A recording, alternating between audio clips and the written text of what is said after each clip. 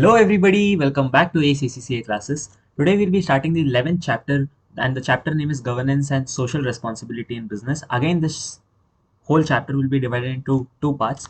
Now without wasting any time, let's get started. अच्छा, तो यहाँ पे यू नो दो डिफरेंसेस काफ़ी बार रिपीट होंगे, तो पहले मैं वो डिफरेंसेस को आपको एक्सप्लेन कर देता हूँ, ठीक है? तो क्योंकि ये पर्टिकुलर चैप्टर में these four words are gonna repeat probably 10 probably 100 times I guess. तो आपको इसका मेन डिफरेंस है समझ में आना चाहिए. सो बेसिकली अच्छा, पहले पहले हम क्या सब पहले फर्स्ट टॉपिक आता है यहाँ पे separation of ownership and management, जो हम ऑलरेडी पढ़ चुके हैं, but again I will B repeating the same thing. Separation of ownership and management का क्या मतलब है? जो बहुत बड़े कंपनीज होते हैं, in large companies, now there are two kinds of people. First, people who own the company.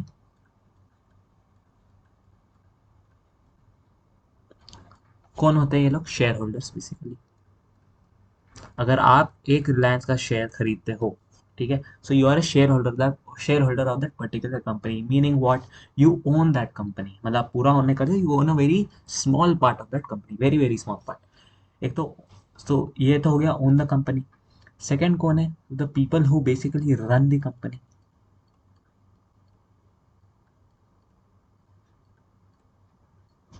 ये लोग कौन होते हैं? Basically board of directors. समझ में आ गया? तो ये है separation of ownership and management. Now why does this prevail in large organisations? So basically जो बोर्ड ऑफ जो शेयर होल्डर्स क्या है, they just put their money and they want returns. But board of directors क्या है? They want to run the company, they want to generate profits. So they spend time more on strategising their business ideas. ठीक है, जो उनके जो भी ideas उनको execute कैसे करना, उनका ये काम है.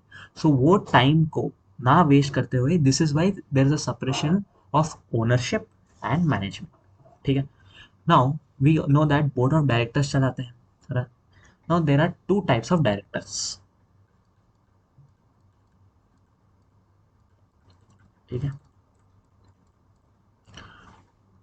क्या क्या है? One is executive, other is non executive directors. ये चैप्टर में नॉन एग्जीक्यूटिव डायरेक्टर्स पे बहुत फोकस दिया गया है, so you should know that. ठीक है. नाउ एग्जीक्यूटिव डायरेक्टर्स का मतलब क्या है? राइट, एग्जीक्यूटिव डायरेक्टर्स का मतलब है, now they are involve in day to day operations of the business. Involve in day to day operations, आपको लिखे day to day operations of the business. ठीक है. इनको as a form of remuneration क्या मिलता है? इनको मिलता है बेसिकली बोनसेस, सैलरीज, एक्सेट्रा. ठीक है. They are involve in the operations and management side. Non executive directors कौन होते हैं? They are not involve in day to day business. ठीक है. ये लोग आते हैं and they basically give strategies to the business that how the business should run. ठीक है. They are not involve in day to day running of the business, they are not even employees of the business. Where as executive directors are employees of the business. आप ये लिख सकते हैं, इधर starting में लिख सकते हैं, दे आर द एम्प्लॉयज. ठीक है. और नॉन एग्जीक्यूटिव डायरेक्टर्स, ये लोग ना एम्प्लॉयज होते हैं, ना ये they are involve in day to day running of the business operations. तो ये क्यों आते हैं? ये बेसिकली स्ट्रैटेजी की, स्ट्रैटेजी कैसी है business over the next 20 years, 10 years, 5 years, etcetera. And how do they get the remuneration? इनको usually pay they are paid sitting fees. Sitting fees is the word. ठीक है. नो, और इनका main काम क्या होता है? Basically their work is to basically protect stake holders interest.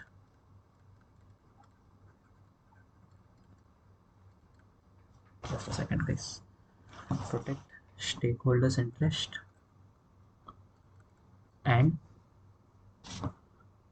protect stakeholders interest and public interest. Okay.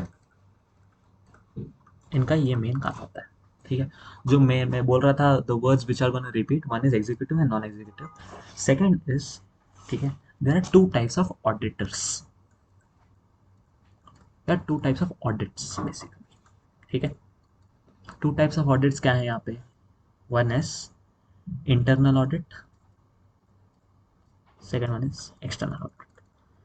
ये काफ़ी बेसिक है, but you guys need to know the difference because these words are gonna repeat, right? So I don't want you guys to get confused, so मैं ये पहले ही explain कर रहा हूँ, then I'll be hopping on to the topics, right? So there are basically two types of audits. One is internal audit, the other is external audit. Now internal audit कौन करता है? It is done by the inside people of the management, internal part of management. What do they focus on? They focus on checking the internal controls. ठीक है, कि basically is suppose मैं एक employ और मेरे ऊपर एक मैनेजर है, am I reporting it to him correctly, efficiently, effectively, etcetera. So ये इंटरनल कंट्रोल्स है. Am I am I working efficiently in the organization? So these are types of internal controls, right? Second is checking risk management. Are there any loopholes within the organization? ठीक है.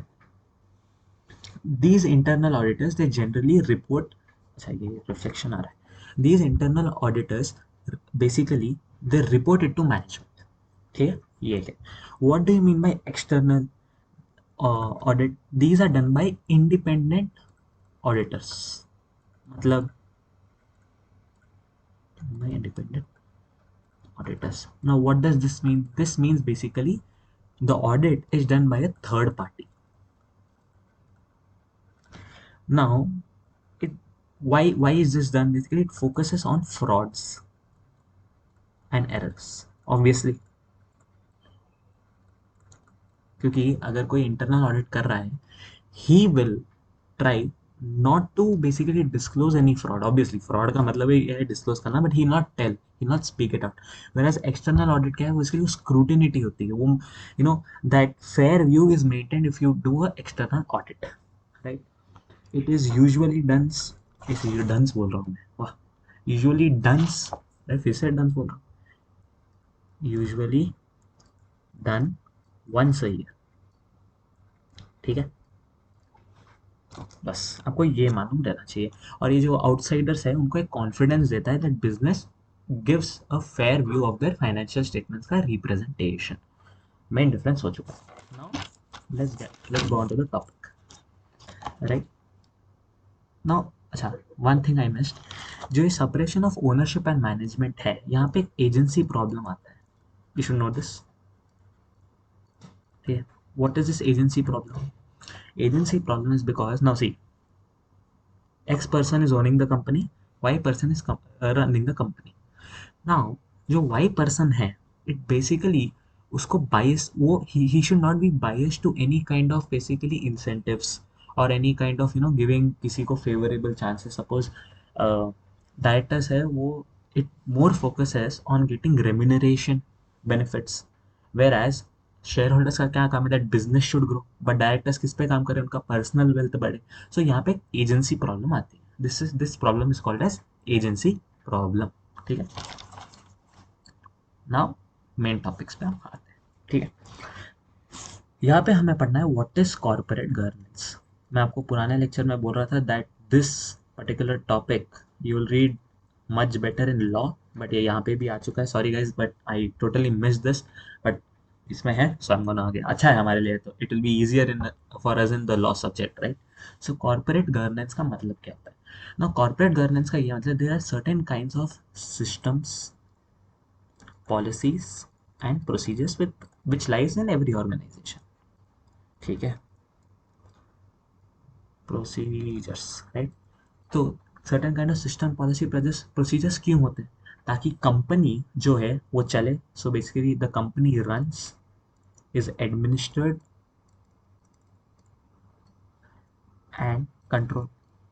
Corporate governance का ये मतलब होता है. Basically corporate governance are they are different types of system, policies and procedures which helps to run the company and gets administered and it is controlled within the organization. इसका मतलब corporate governance होता है. Now what is an ideal good corporate governance? ठीक है, मतलब now it should contain both executive and non executive directors, ठीक है। Second, it decides how the remuneration is paid, ठीक है। And it also ensures that there is a sense of transparency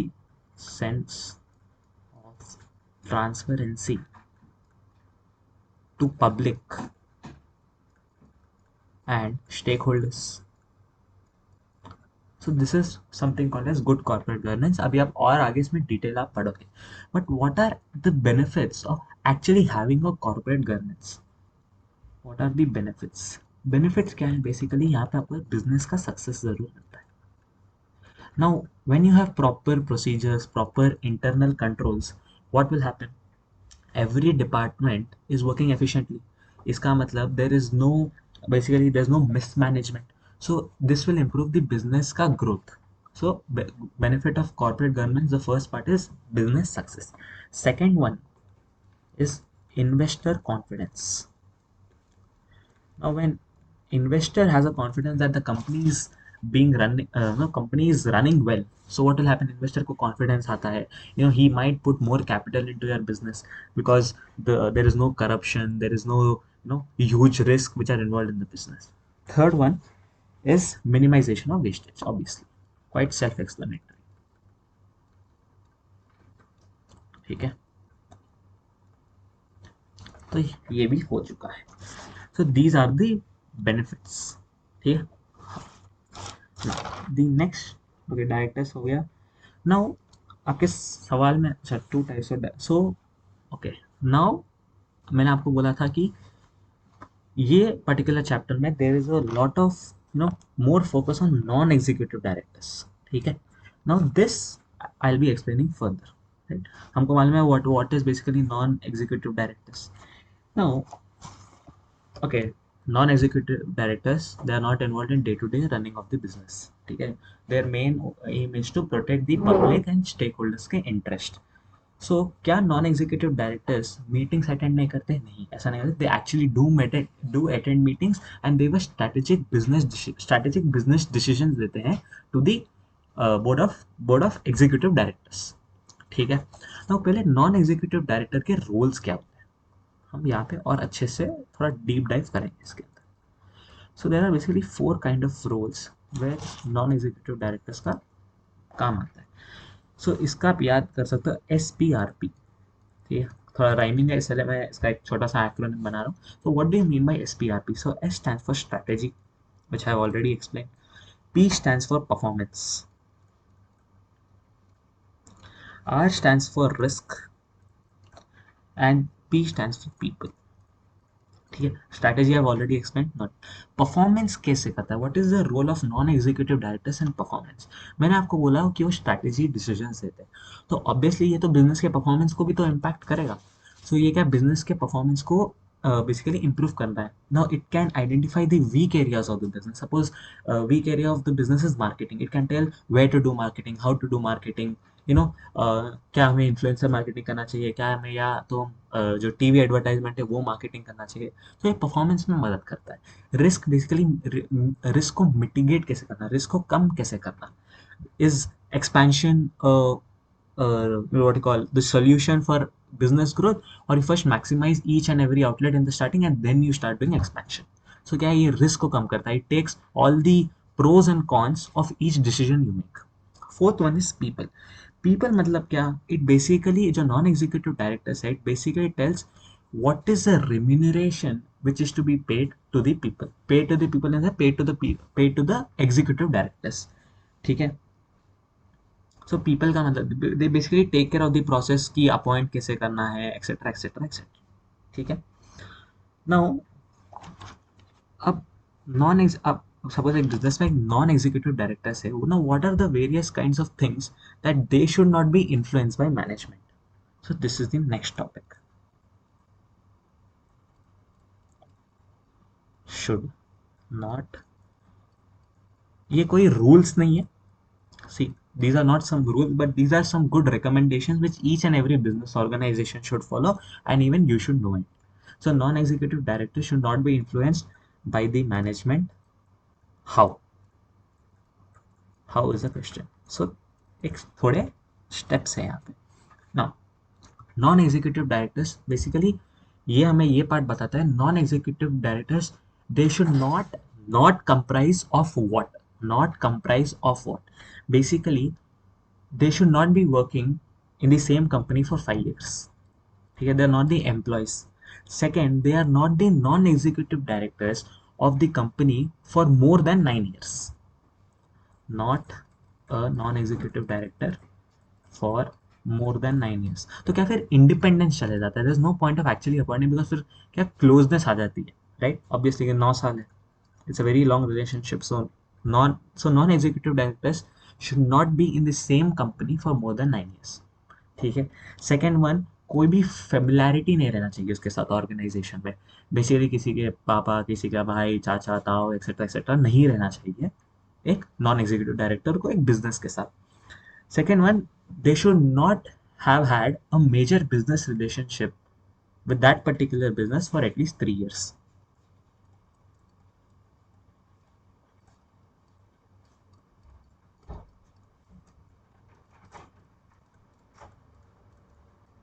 For 3 years मतलब क्या.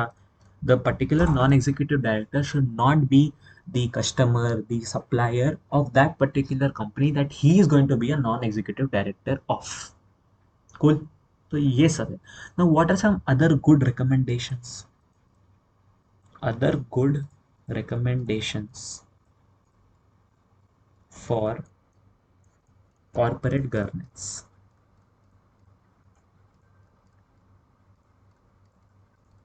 ठीक है. What are some other good recommendations for corporate governance? See, half of the board, अभी मुझे मालूम है director, board of directors they run the company. Now half of the board should be executive director, they should be non executive directors. 50-50 executive and non executive directors. ठीक है. Second, the chairperson, जो भी chairperson है, it should not be included in this 50-50. The chairperson and the CEO should be two different people. अगर वो same people है, so there is not a good corporate governance actually नहीं है. Because he'll be basically क्या बोलते हैं उसको, he'll be avoiding all the risk which are associated to business. It will not guide. आपके पास कोई external third party है guide करने के, so he'll guide you much better rather than you guiding your own self. ठीक है. Now जो भी एक वन नॉन एग्जीक्यूटिव डायरेक्टर है, one non executive director should be appointed as senior independent director. ठीक है. ये एक है. सेकेंड क्या है, जो स्मॉल कंपनीज है, स्मॉल कंपनीज, उनमें minimum minimum 2 independent non-executive director. Actually independent का word है, non-executive director itself in the explanation means that it is independent. So 2 independent non-executive director रहना चाहिए. ठीक है. Now जो all directors है, जो भी है, executive रहने दो, non-executive रहने दो, they must face re-election every 3 years.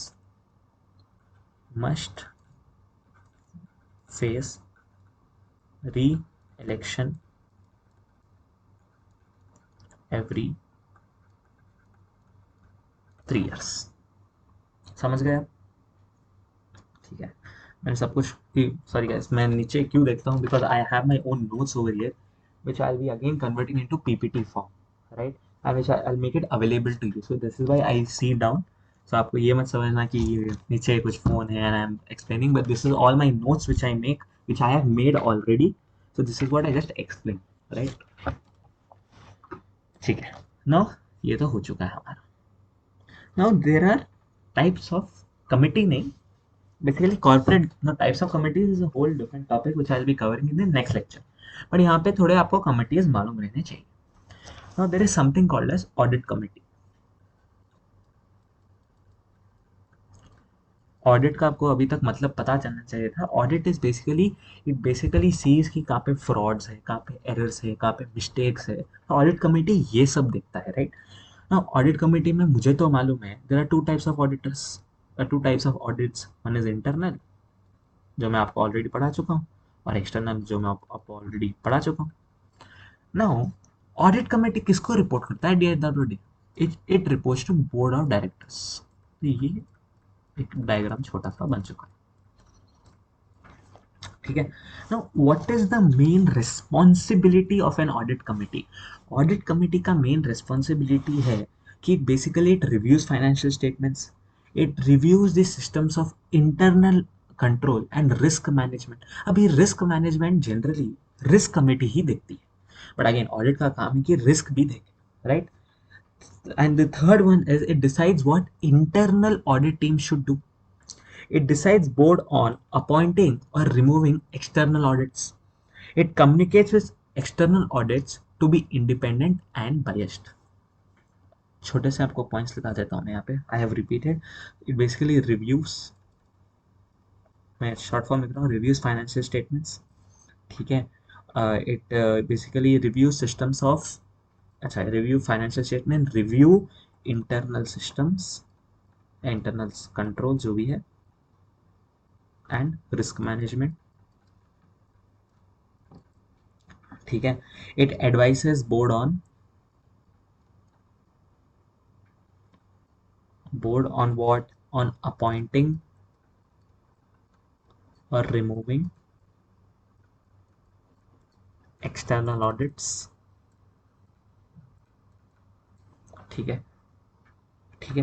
And it communicates with external auditors to ensure that they are independent and unbiased, ठीक है. ये आप एक पॉइंट लिख सकते हो. मेनली ये पॉइंट आपको याद रखना है. ऑडिट कमेटी नाम से आपको पता चल जाता है that, see, audit committee, you don't have to go deep dive, मैं डीप डाइव नहीं जाना है. अगर आप देखोगे तो मेरे को भी पॉइंट्स याद नहीं, but I know what an audit committee is, right? So you should have the ability to identify. You don't need to, ऐसे डीप डाइव नहीं जाना है, ठीक है. बीटी में सिर्फ रीडिंग होना चाहिए, reading and MCQs, reading MCQs, reading MCQs, reading MCQs. आप एमसीक्यूज नहीं करते आप फंस जाओगे, खुला बोल रहा हूँ. एमसीक्यूज आपको करना ही पड़ेगा, बिकॉज जो आप यहाँ पे पढ़ोगे, सब जब लेक्चर देखोगे और जब आप एमसीक्यूज करोगे, आपको थोड़ा डिफरेंस तो लगेगा कि यार ये जो मैं सोचा तो ये तो नहीं हो रहा है. So there are exceptions, but you have to practice for MCQs, ठीक है. Okay, now again advantages of audit team क्या होते हैं? फ्रॉड्स को पकड़ा जा सकता है, ठीक है. इसमें मेन क्या है, ठीक है, ये तो सबको मालूम कि फ्रॉड्स पकड़ लेगा, मिस्टेक्स पकड़ लेगा, ठीक है, इंटरनल सिस्टम को अच्छा कर देगा, रिस्क को कम कर देगा, ये सब तो बेसिक एडवांटेजेस है. But what advantages of audit committee you should focus on as a student? See, first one is, see, अगर, सी, सपोज सपोज एक ऑडिटर है और एक बिजनेस का CEO. The auditor has identified a certain, what you call a gap or a loophole in the internal system. Now, वो कभी कभार क्या होता है, कभी कभार they are hesitant to to basically report this particular problem to the business CEO. हो सकता है, possible situation है. And if they do report, they suppose they do their duty, what will happen if the business CEO is थोड़ा crack, तो क्या करेगा वो भाई तू चले जाइए कंपनी से, ठीक है. Because obviously these things do happen, एक रियल लाइफ सिचुएशन है. तो यहाँ पे एक्सटर्नल ऑडिट काम आता है. तो क्या होगा जब इंटरनल ऑडिटर के पास ये प्रॉब्लम है, इंटरनल ऑडिट एक्सटर्नल ऑडिट के पास जाएगा, boss this is a problem, you please report it to the executive director, ठीक है, ठीक है. समझ में आ गया? ये जब क्या है, जब इंटरनल ऑडिटर फंस जाता है. कुल. और इंटरनल ऑडिट रखने का क्या फायदा है कि एक्सटर्नल ऑडिटर को frauds and errors executive directors को रिपोर्ट करने की जरूरत ना पड़े. See, it is a two way thing, so you have to understand. Understood? ये एडवांटेजेस ऑफ ऑडिट कमेटी है जो आपको मालूम रहना चाहिए. These are not quite common, ठीक है. The other committee is nomination committee.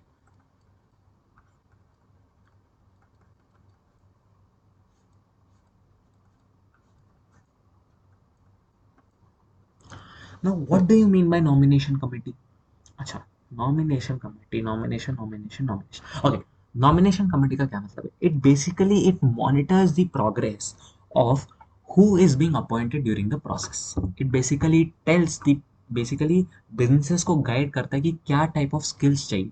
Suppose business का मार्केटिंग बहुत घटिया है, तो it will basically nomination committee will guide that we need a person who is very well versed with the knowledge of marketing and we will have to bring him on board. Cool. ठीक है, ये nomination committee का काम है.